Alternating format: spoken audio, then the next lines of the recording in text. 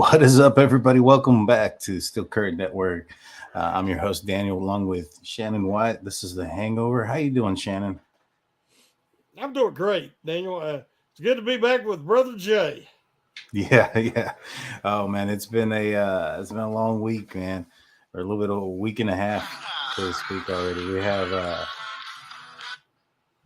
have the little one, man, and she's not been keeping us up late, but I usually to keep medications to go to sleep, and I haven't been able to take those. So my nights have been not so great, yes, so to speak. But dude, it's been a blessing this whole week and a half with the little girl, man. I'm just so excited about her. Uh, Well, but we're just thrilled and have a new member of Steelers Nation. oh, for sure, for sure. So, since the last time we spoke, a new rule just kind of went into place. We kind of talked about it last week. It now seems that the NFL is going to be allowing three quarterbacks and to be dressed on not affect your roster, so to speak.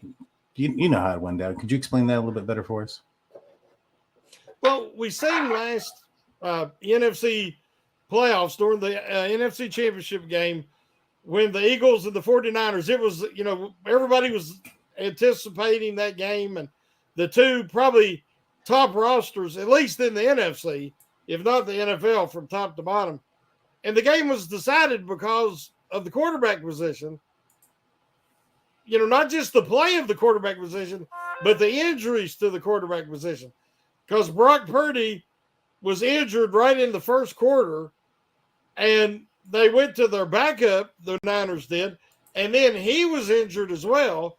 So they were forced to go back to Brock Purdy, who the rest of the game, all he could really do was hand off. And it just totally impacted the NFC Championship game. So they went to the rule now that you could dress three quarterbacks Uh-huh. to try to prevent that from happening again. And the third quarterback cannot play unless the first two quarterbacks are injured and out of the game. Gotcha. But he would be there in a case like what happened last year to the Niners. They could have went to their third quarterback, and they would have had at least somebody capable of throwing the ball. Right, right. Now, the previous time that this rule was in place, and I know we spoke about it earlier, but for those that don't know, it wouldn't be the same. Whereas if the third quarterback, once they enter the game, the first two QBs couldn't come back into the game, or is it still that? Does that rule still apply? Yes, as far as I know, I have not read the whole. I was just excited that they were going to allow this now. But Yeah. as far as I know, that third quarterback cannot play unless he's the only option. So you Right. couldn't just have that third quarterback and say, well, the first two guys ain't doing very good, so I'm going to play the third quarterback. That's not how I understand the rule. Got you. Got you. So let's just say, like for instance, you have your first quarterback's out. He's in the protocol. Second quarterback goes down with an ankle rolled up. So the third QB comes in while QB2 is out. Does that mean that third QB can come back out once QB2 is ready to come back in, or does it have to wait until the fourth quarter? Oh, you said you didn't know that, right? Now, I'm not sure. And if the first quarterback was out due to protocol, Right, then he wouldn't even be dressed for that game. right. That's true. So it's really That's going to depend on injuries rather than effectiveness. So they're trying to keep a competitive balance so that you don't have another repeat of the NFC Championship game. Gotcha. Yeah, yeah, and I think it's probably the smarter decision to do so. You really don't want to see that. You want to keep, um, you know, the level of performance that's going to be out Mm-hmm. there. To the standard of what people are expecting, especially in the playoff game. And so I like the rule. Perhaps maybe Yes. that is a reason why Mason Rudolph was brought back. We spoke about him being back last week, and that maybe perhaps this was going to be a reason as to why. In other news, the Pittsburgh Steelers have released a trio of players in Tate Crowder, uh, Iminki Igabu, and Master Teague, and have signed Toby and Dukwe, linebacker. They already had a spot open on the roster as far as bringing in a new player. Are you surprised with the players that they did release and only replacing them with one? Do you think that there's something going on there, so to speak? Every time the Steelers this offseason have done something that kind of surprised us, we usually receive the answer in a day or two. So Right. at this point, yes, because the Steelers presently, I think, officially have 87 players, and they could take 90 players into OTAs tomorrow. So I was kind of expecting when that report came out around noon, I was expecting to see maybe a transaction or two. But Right. when they released Jarvis Jones, I was shocked because they really don't have any depth on the edge the way it is, and they released him. Well, then a couple of weeks later, it came out that he was involved in a domestic dispute. So then Yeah. it made sense. So I'm not saying that there's some legal issues or anything with these players, but they released 3 and picked up 1, so they really cleared 2 positions, which was unnecessary because, as you said, they already had 1 position still open. So, Right. Master Teague, a lot of people thought he might really compete for the running back 3 position this year. And so to release him now, the main surprise to me with him and Crowder is just the timing. But maybe they've, come to a mutual agreement between the Steelers front office and the players, and they realized that they wasn't a good fit and go ahead and cut your losses now, give them a chance to try to sign on somewhere else for OTAs. Right. That makes sense. But now there's a, few or more than a few slots open left on the team. Mm-hmm. Um, do you see the Pittsburgh? Well, obviously, I think the Pittsburgh Steelers will be filling those slots pretty, early. But what kind of positions do you think that they're going to be addressing there? What positions do you think that are left on the table? I I think that there might be still an opening for edge and inside linebacker. Personally, I know I read an article of yours that you just wrote talking about Marvin Leal possibly moving out to the edge. Um, is that something that could affect the positioning or the remaining slots that are left on the for the team right now for the 90-man roster? Oh yeah, there's. I agree that totally that edge, inside linebacker, and running back is still areas that I think they were going to want to bring in somebody.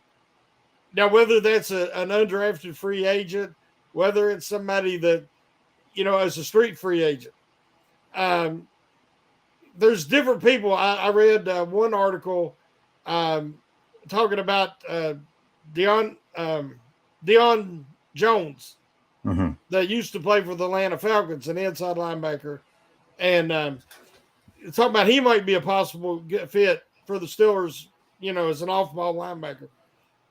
I've looked through the guys left out there. I've not seen anything that really jumps out, other than the guys we've talked about, like Van Noy. But and then of course they brought in Quan Alexander, but nothing happened there. So maybe they're still trying to get the contract just worded just right, and before they do it, give them an invite to or sign them off the street. Yeah, no, 100%. Uh, in other news, Big Ben had his podcast. He had none other than Kenny Pickett on there. There's a little bit of controversy spewing up towards the end of that podcast. Big Ben admits to perhaps not being a fan of Kenny Pickett early on for his own personal reasons and whatnot, but that he grew to really root for him. What were your thoughts? Well, first and foremost, did you get a chance to catch the podcast, Big Ben's podcast? And what were your thoughts, if you did, on how candid he was in his conversation with Kenny? I've seen just parts of it. Um, Okay.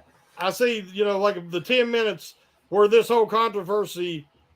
Well, it isn't really even a controversy. It's much ado about nothing. Right. Um, he's just being honest. Now, Ben has got in trouble for years for being honest, for telling the truth, whether it be in post game interviews, whether it be on his radio show. So when he decided he was going to do the podcast, I was like, well, it's coming. And it took longer than I figured. I figured he would have said something. I know he said something about Lamar Jackson. Nobody feared Jackson for his pass, and they feared his legs. And people tried to make it into something.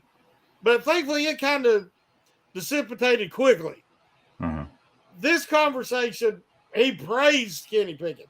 He was being honest. Nobody wants to feel replaceable. We all want to somehow believe we're irreplaceable. Right. And here's a guy who give 18 years to one organization, who bleeds black and gold, loves the Pittsburgh Steelers, the ultimate competitor. He knew what he was dealing with and what he was working with his last few seasons in Pittsburgh. And they had a real lack of talent. Now, if because his salary come off the books, now they're having money where they can replenish the talent. If in his first year in retirement, Trubisky or Pickett would have came in last year and, where they did get some additional talent, let's say James Daniels and Mason Cole and players like that, then everybody would be like, well, see, Ben was holding them back. No great player wants to feel like that. Right. Nobody wants to feel like their legacy has been tarnished. Now, is that right? I mean, I know he wants the Steelers to do good, and he loves the Steelers, but he's just being honest. And I admire that honesty. Ben is not a people person. He's never claimed to be a people person. That's not who he is. He's a competitor. He was a great player. I think he's a good husband and father. And now, of course, he wasn't always. But the bottom line is he was just being honest. And people, if you love Ben like I do, you just say, hey, it shows growth, it shows maturity, and I value that and appreciate that honesty. If you never like Ben because you can never get past the arrogance of his youth, you're going to look at it at a whole different way. So it's basically what you were before this happened, going into this situation is how you view it. So to me, it was nothing. It could have also been the beer talk, and it was towards the end of the podcast. They had already been drinking a bit, start talking about your feelings. I mean, we've all been there, you know what I'm saying? And so, I thought similar things, It was, for me, he was being candid, he was being honest about it, and kind of, acknowledging to Kenny that, he even won him over, so to speak. Mm-hmm. And, Big Ben being that, franchise guy that's been there for almost 2 decades and has all the records and everything else. I mean, one thing that anybody ever says about him is that he's a huge competitor that knows him personally.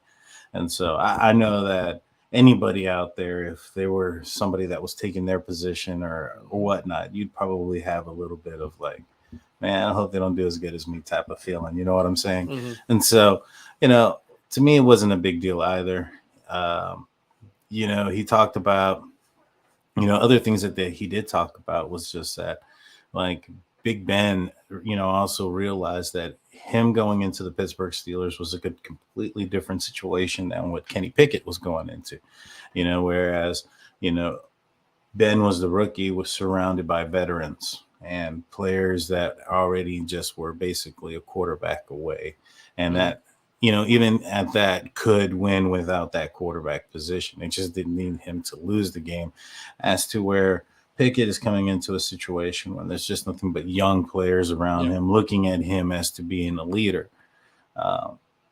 Obviously, Big Ben probably had a better situation than what Kenny Pickett did, but seeing what Kenny Pickett was able to do last season and in that second half of the season, to me, kind of tells you that he's going to be the next guy. And I think Ben acknowledges that. Do you see that same type of trajectory for Kenny Pickett? I can't help but when I see Kenny Pickett, all I think about is Joe Montana. And I've thought that way about Joe Burrows as well. And I've said so. But I remember Montana being such a winner at Notre Dame, just clutch. Well, that was his nickname, was Mr. Clutch, when he was in the NFL. Joe Cool and Mr. Clutch. And that's what you see. Montana had one of the weaker arms when he was at the combine back at that time. Mm-hmm. And people questioned, they questioned what he was going to be at the NFL level. And so he didn't get drafted until the third round. But Joe Montana, if you watched him, he had all the characteristics and attributes of a competitor and a winner. And he was just so cool and calm, even under a heavy rush and pressure. And he had enough mobility, but he wasn't big. He was so similar to Kenny. Terry Bradshaw has already spoken out about thinking that Kenny Pickett could potentially be that next guy there in Pittsburgh. Ben's also giving him his endorsement. A lot of people just want to look at the statistics. But if you actually look at the growth, the level of maturity, one thing I want to say is if you think about Ben's situation when he came into at Pickett, Ben was like a 21-year-old superstar athlete, just a freak of nature. Kenny Pickett's never been a freak of nature. He come in almost 24 years old, and he comes into the NFL as an older fifth-year guy. And he was definitely much more mature. And that's what the Steelers team needed last year. And he really stepped in and filled a lot of that maturity and leadership roles that the Steelers needed. So the circumstances were totally different. But I've seen enough potential. Now, it's up to Pickett to turn potential into production. But I've seen enough potential with those qualities. You cannot coach clutch. Guys have it or they don't. And we've seen that. I've talked recently about Aaron Rodgers. Aaron Rodgers played in a weak division in the NFC that the Packers owned. They always had a number 1 or number 2 seed because they had, 13-3, 12-4 records. Again, part of it for playing in that division. He has blown home field advantage so many times through the years. The dude has won Super Bowl, and he should kiss Rashard Mendenhall's picture every night before he goes to bed. Because without Mendenhall, I think that he wouldn't have won that Super Bowl. So he's a great, great player. During the regular season, he's great at putting up statistics. But you can't say he's an ultimate winner or the ultimate competitor. And I think the Jets are going to figure that out this season. But back to Kenny Pickett, I don't care if he's ever considered a top 5 quarterback. If he's just in the top 10, I'm fine with that because I care about winning. Mm-hmm. And I believe that he is a winner. He's a competitor. He's clutching. He'll figure out a way to get it done. And that is how you win championships. It doesn't have to be with a guy putting up 5,000 yards a season. 100%. 100%. I mean, even when Ben was winning his, the Super Bowls, those weren't his best years statistically as a quarterback. It was much later when he was part of the Killer Bees that he was putting up the statistical numbers of a Hall of Fame quarterback. When he was winning Super Bowls. In fact, the first Super Bowl that he won, many can argue that they won in spite of Ben Roethlisberger against the Seattle Seahawks. And so, with that said, though, the rest of his career has been written. He did an amazing job. He was a great quarterback, and to me, I guess one of the things that Ben had stated was that he didn't want people to think like, Ben who, right? Because Kenny Pickett coming in and being a great player. To me, I don't think that could have been accomplished in just one season.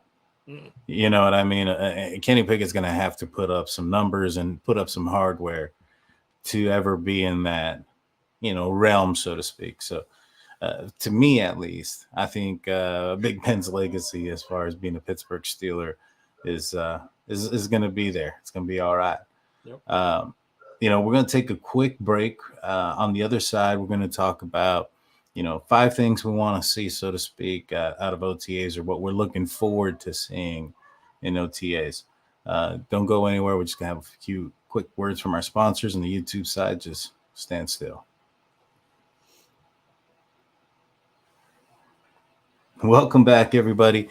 Today we're talking about a few things that we want to see in OTAs. OTA starts tomorrow, but before we start that, I do want to remind everybody, especially here on YouTube, if you're not checking out the Steel Curtain Network on the audio side, we're on Apple Podcasts, Google Podcasts, Spotify. You know, you get a lot more content. Get a lot more audio only content. A lot of folks ask about where's Tony D, where's Tony Defio. He's on the audio side. You can go check him out. He still has content coming out. I have a audio only podcast that comes out on Saturdays. So go check him out. Go check him out. Before we start, Shannon, do you have anything, articles or anything brewing that you want to, throw out there for everybody? Well, I am working on a Mason Cole article. Mm-hmm. We've talked a lot about Samalu and his addition, Broderick Jones, and what it's going to mean to the offensive line. And last year, James Daniels come in and he's going to combine with Samalu to give the Steelers what I think is the best guard tandem in the NFL. But everybody's kind of overlooking the contributions of Mason Cole. And a lot of people were saying, they might upgrade there at center. But I think that Mason Cole, Jason Kelsey, the Eagles' great center, who came back this year to take one more run at the Super Bowl, he talked about Samalu and what a great player the Steelers were getting and how it may be the smartest player he ever played with. So not only will Samalu help Broderick Jones or Dan Moore, whoever's playing at left tackle, he's also going to help and work in unison with Mason Cole. So Cole is going to also benefit from his presence. And I think Cole is going to have an even stronger year this year. So I'm just going to cover a couple of observations like that in the article. Yeah. I'm looking forward to it. In fact, Kenny Pickett brought up Mason Cole and having a great relationship. I think somebody Afton puts it, does Mason Cole having a great relationship with KPA give him an advantage? I think it does. There's chemistry. There's that team building that you have, and getting to know each other and trust each other. Is on and off the field as well. Mm-hmm. And so Kenny Pickett brought that up. He brought up that he had a great relationship with Mason, and he also alluded to, that Big Ben probably is aware of how important that is because of his relationship with Pouncey. I'm fairly positive it wasn't with Kendrick Green that he was referring to. Yeah. And so, I'm fairly positive he was referring to Pounce.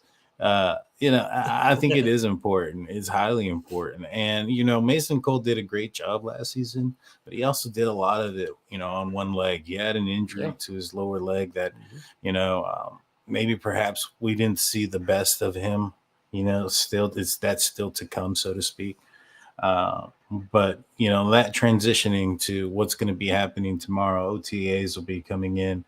Let's talk about some positions or players that we're excited to see, or battles that we're looking forward to. What's your first?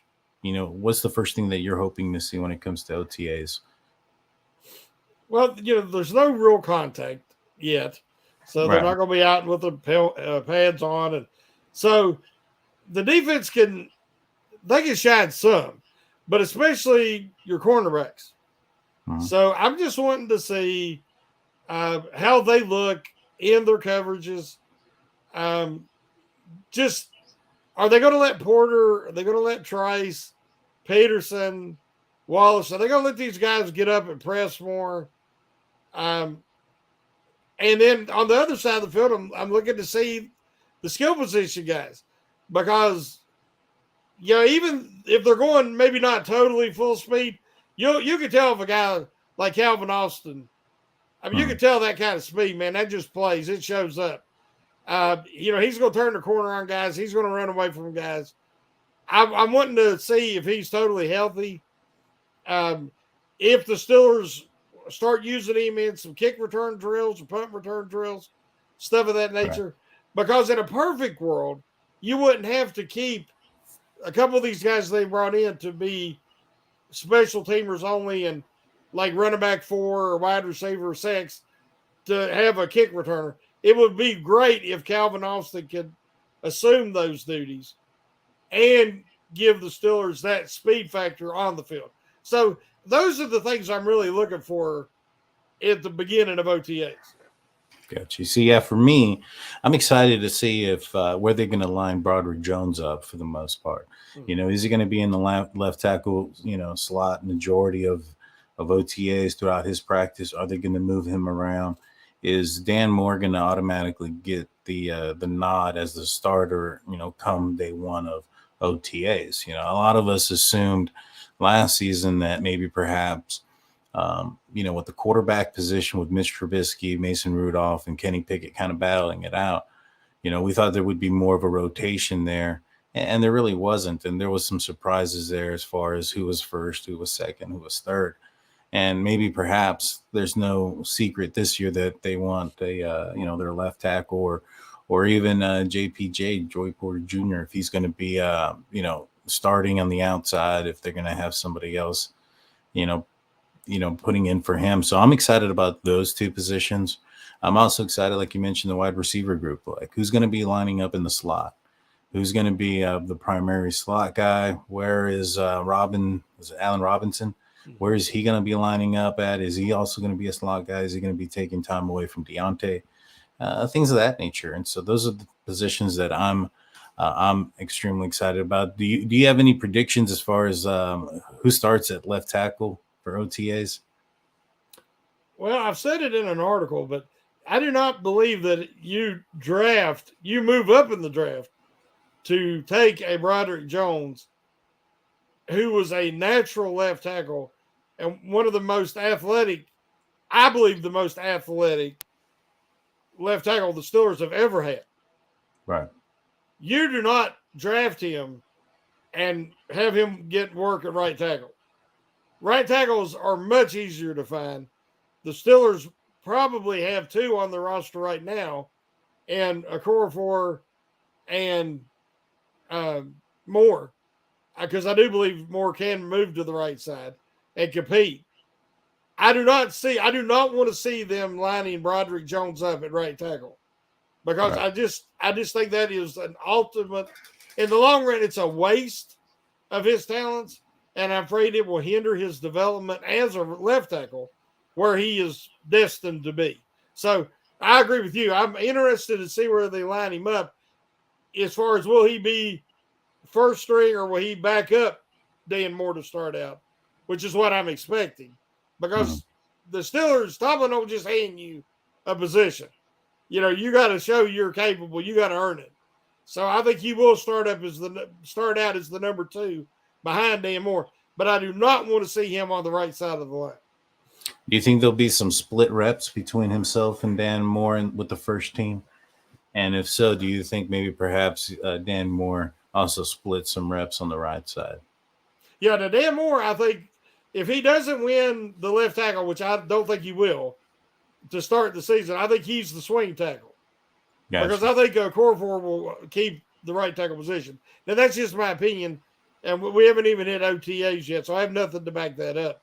But so I do think that they will be split reps between Moore and Jones, even at OTAs. And the sooner you can get Jones exposed to Alex Highsmith and whoever else they're going to have coming off that edge, the better. Because he went up against some top-notch talent just at practice at Georgia. Not counting the talent he faced at the SEC. But still, the NFL is a different animal. When guys get to the NFL, that's their life. They eat, drink, sleep football.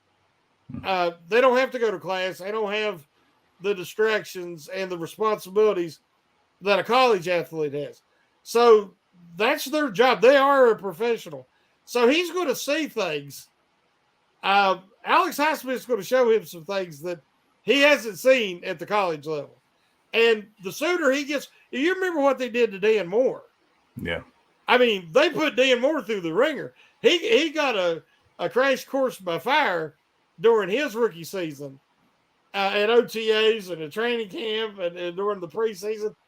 And so, and it showed a lot of mental toughness that he kept fighting, and he got through all that. Because there was times there at the first few days of camp that some of the local press were saying that Dan Moore was totally overmatched, and the Steelers had to bring in somebody or try a core for at left tackle. But the Steelers stuck with it. They showed faith in Moore, and I think he's made it pay off. So I'd like to see Jones start to get that baptismal by fire as well. Oh yeah, me too, man. I think that's going to be a great matchup to watch. Once they put on the pads, that's when we'll get a real true test to see what it is that they got going on there. But Broderick Jones seems like a very physical, nasty type of player that's going to get into it. So I'm kind of excited to see how hear the stories if there's going to be any type of fighting going on between him and a Cam Hayward and even getting a TJ Watt and Alex Highsmith jumping in on that. I'm excited for this year. It's going to be a good year, in my opinion. Another position that's going to be one that a lot of folks are going to be looking at is going to be the strong safety position. We have had our conversations about the position as whole, but when they roll out OTAs and the starting defense goes out there to line up, who's lining up alongside Minkah Fitzpatrick, in your opinion? I would, at this point, I would guess DeMonte Kazee. If you're going to have your starting two safeties. Yeah. Even though I consider Kazee a deep safety, which I love him playing half the field, playing deep. He's just got great instincts and range. And he showed last year he's much more physical than I give him credit for. Because he's not big. He's not a big safety at all. He actually is built like a slot corner. But, boy, he'll come in and lay a lick on you. He's got a little bit of that Mike Hilton dog in him. And if he gets a chance to light somebody up, he does. Now, we see him break his wrist in the preseason, which, that's concerning. I don't want to see him, there's a time to be real physical, and then there's other times that the Steelers really need him healthy because he's more valuable in that deep coverage. But I'm still not sure how they're going to use Neal. Is he going to kind of be just the box safety and actually maybe even act like an off-ball linebacker in certain packages? Because you do not want him matched up one-on-one in coverage. So that's going to be interesting. But starting out in OTAs, I think it will be Fitzpatrick and Kazee. Yeah, I do too. I do too. But, I start to question, now that you have a Keanu Neal, you have a DeMonte Kazee, where does Patrick Peterson fall as far as playing some packages at safety when you have safeties that can, as long as they're healthy, would fit that role? Do you think that maybe perhaps that's no longer in the card, so to speak, because of the acquisitions that they've been able to acquire since acquiring Patrick Peterson? Or do you think that we're still going to see Patrick Peterson play a little bit of safety out there? I'm still not convinced. There's nobody really out on the safety market right now that I think the Steelers. I still think they'd like to bring in somebody else. Yeah. And it might be when they have this massive cut down day, because now all the cuts are going to come at the end of camp, the end of preseason, and there's going to be a ton of people hit the market at the same time. And it would not shock me in the slightest to see the Steelers, because we know how Khan and Weidl have been, how aggressive they've been, and they're going to be staying on top of everything through the preseason. And I think they will still try to bring in somebody late in the process. But Peterson, to me, when they talk about using him as a safety, I think it's more he has got great eyes. He's got great vision. If you watch so many of his interceptions, is where he's just reading the play. He's kind of got that feel like Fitzpatrick has. He reads the quarterback. He sees the formation. He has a really good knack at guessing tendency based on film study, because he's that type of veteran that puts in the time. And I think they want to get him to where he's not always in man or matched up to where he's kind of in the zone. Mm-hmm. And then he can use that athleticism plus his experience and his instincts to be another ball hawk like they have with Fitzpatrick and Kazee, because Kazee's really effective playing deep, and he led the NFL in interceptions at one point. So they want to have more playmakers. I think that's why they moved away from Terrell Edmonds and the fact that he just doesn't make splash plays. That's not who he is. Not that they didn't value his contributions, but they're really trying to become more of a big play defense. So I think that's when they talk about Peterson getting some work at safety. Let's say it's 3rd and long, and they're bringing in a different package. I think they'll try to work Peterson in some of those situations where he can keep the ball in front of him and keep the play in front of him and read it and hopefully make a big play. Right. Oh yeah, for sure, man. Shoot, man, I had a question for you and I completely forgot what it was. I got caught up in the comment section. So somebody had asked earlier what our record prediction was.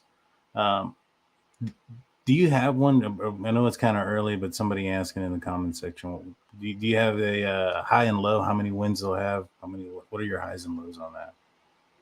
Well, looking at the schedule, last year Tomlin did a great job to get 9 wins out of the team that had a rookie quarterback start the majority of the year, and all the new faces and new places, and especially considering that Watt missed 7 full games. This year, it all depends on health, but with all the additions they've made and the talent, I see this as an 11-win team. I think their floor is 9 again. Mm-hmm. And that would be, some injuries come up, some guys not panning out like we kind of think they're going to. But I see 9 wins as the floor. I see like 12 wins as the ceiling. And I'm thinking that 11 wins based on the schedule is my prediction. Yeah, I can see that. I think that my floor is somewhere probably around the 9 as well. I think they can get 12. Maybe. The ceiling. Yeah, I think the ceiling could be 12. I really do think that this is going to be a very strong team this year. I think they've gotten better in a lot of places, especially offensively. I really, really think that a full off season for Kenny Pickett is going to do wonders for his progression compared to where he was last season. Mm-hmm. And if you saw, in my opinion, when I saw his play at the late end of the season, and what he was able to do and win games, given the fact that he was a 3rd-team quarterback going into the season, he was a guy that, was the backup until the most difficult part of the season was upon them, mm-hmm. Going into Buffalo and such and such. And then you find out that,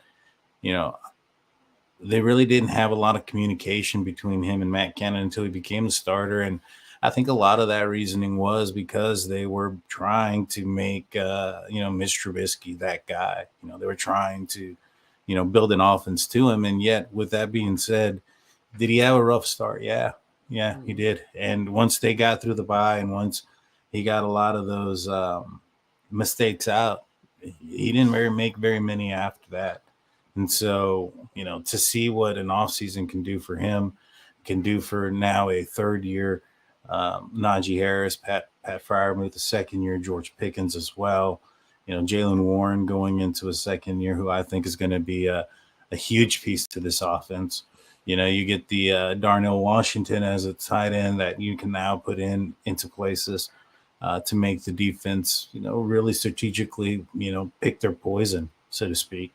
And then you have the additions to the offensive line. I don't see how this offense is not going to be significantly better than what they were last season. I do think that there might be some growing pains there, especially early on, because you got some new pieces. But I think as the season starts to get somewhere around maybe week 3, week 4, we're really going to see this team start to flourish. And defensively, they lost a big piece in Terrell Edmonds, in my opinion. I think he's the unsung hero, so to speak, of the defense. And they got some players that they can kind of mix match to put in to kind of fill in what he was able to do. We'll see if it works. The middle linebacker position was overhauled. But you have your captains. You have Nika, you have TJ, and you have Hayward. Steering that ship. So with all that said, I think they're in great hands. Yeah. So for all these folks that are saying that the Steelers are going to be fourth in the division, I'd go take that bet. I'd go take that bet in a heartbeat that they're not. One thing that I wanted to mention, if you look at the schedule, this is something that the Steelers have gotten very lucky through the years. Ben Roethlisberger did not like playing on the West Coast. Yeah. It was, really, when you look at his record, he's one of the best ultimate winners. His career record is like incredible, but he struggled mightily on the West Coast. And the Steelers, as a franchise, since the 70s, have struggled on the West Coast. People don't realize that. And thankfully, they don't have to go out there very often. But this year, they have multiple games on the West Coast. I like what the Steelers are doing because the type of offense they're building and the type of defense they're showing us they want to play, travel. You don't have to have the home field advantage or even the East Coast advantage. That style of play should travel. Mm-hmm. So I'm thinking we know what happens. The NFL changes rules. They change safety protocols. The game becomes wide open. Scoring goes up. Teams are throwing the ball all over the yard. Guys break records because now getting 5,000 yards ain't a big deal as a passer anymore with the way the rule changes. But what happens? It evolves. An offensive coordinator out there is like, we're going to go heavy. We're going to pound teams. We're going to start running. We're going to keep the ball away from their offense. And you always have those teams. People don't realize the Philadelphia Eagles were a run-heavy team last year. Now, they had the ability to pass, but they won a lot of games by controlling time of possession and running the ball effectively. San Francisco 49ers, same thing. Their passing game was a lot of slants, a lot of shorter stuff. It wasn't explosive down the field stuff. Then the Super Bowl champions, Kansas City Chiefs, what was their offense last year? It wasn't Tyreek Hill anymore. Mm-hmm. They leaned on Mahomes feeding Kelsey. And they had a hodgepodge of receivers. Yeah. But they had, Pacheco in the backfield that, which was a 7th round rookie, but they ran the ball incredibly effective, controlled the clock. You started to see a change in those top teams last year. And especially in the playoffs. And that's how they won playoff games. And, of course, the Chiefs won it all. So I think we're going to see a shift again to the teams that can control time of possession. You have a really good third down conversion rate and can be successful in the red zone and make their field goal, something the Steelers struggled with last year. Boswell had a down year. That's a formula for winning. Mm-hmm. And it keeps your defense fresh, which is important when you have some older guys like Hayward. And we also want to limit how much exposure to TJ, obviously. Right. So I think we're going to see a fundamental shift, not just from the Steelers, but from a lot of the NFL this coming season. We know that Robertson went early in the draft. The first time a running back had went that high in quite a while since Saquon Barkley. So I think we're seeing it, and I think a lot of people will maybe be as slow to adjusting to it. But I think the Steelers have, when you look at they revamped their middle linebacker position, and they went to a lot of downhill run stuffers, thumpers, and they went big on the outside at corner, and they're going to try to be much more physical. So I think that's going to help them because the West Coast this year will determine whether they make the playoffs or not. For sure. And, to add on to it, you have a team like, for instance, the LA Chargers that can throw the ball very well, put themselves in position to win, but cannot control the time of possession. And they lost significant amount of games over the last few years. And so, I have a good buddy of mine who's a diehard Chargers fan, so he's probably feeling that jab right there.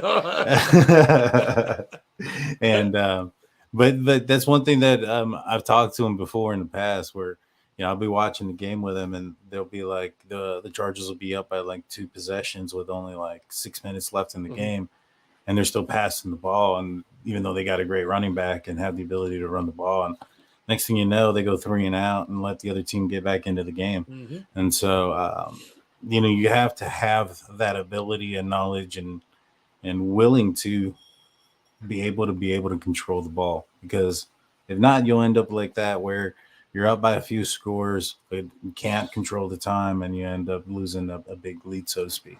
But we're getting kind of close to our time. Do you have any final words there, Shannon, before we let everybody go? No, I'm just I'm like everybody else. I'm excited about OTAs because that anytime you start to get to OTAs, we're riding around Memorial Day weekend, and that's when we're starting to see the pieces come together. This offseason, Con and Waddle and the newly revamped scouting department have done an awesome job. They put the talent there. They put the depth there. Now it's up to Tomlin and the coaches to utilize and coach these guys up to the best of their ability. And, we're getting so much closer where we can actually – a lot of this is projection, and we're speculating. We're all excited. But when you actually start getting, at least to the preseason games, I love it training camp when all the local beat reporters are there and they're, tweeting out tweets about, oh, this guy looks great or this guy did this. Hey, I love that stuff. That gets me fired up. Yeah. And, I remember last year during training camp, it was like, this kid, Mark Robertson's making plays. He's just quick. He's aggressive. He's, and you start saying, hey, this is a 7th round guy. He might make the roster. Right. And then, of course, he did. And, so I get excited about that. I kind of know what the top of the roster is, but I get excited about the bottom of the roster. I get excited about the guys that are going to come in and be a contributor like Connor Hayward last year that a lot of people wasn't expecting. And that's how teams are won. Championship teams are won because of their depth.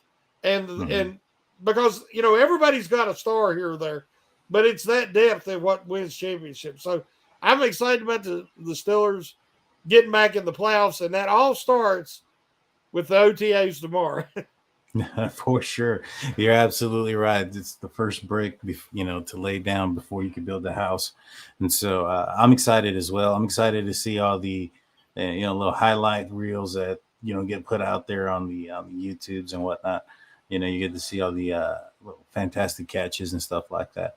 But you're right. Training camp is when you start getting to see get a real feeling for what the team is going to be and the direction that they're going to be going. Well, I want to thank everybody that was in our live chat. Thank everybody who tuned in on the replay as well. Please hit that like button. Please subscribe if you're not. But with that being said, Shannon, take us out.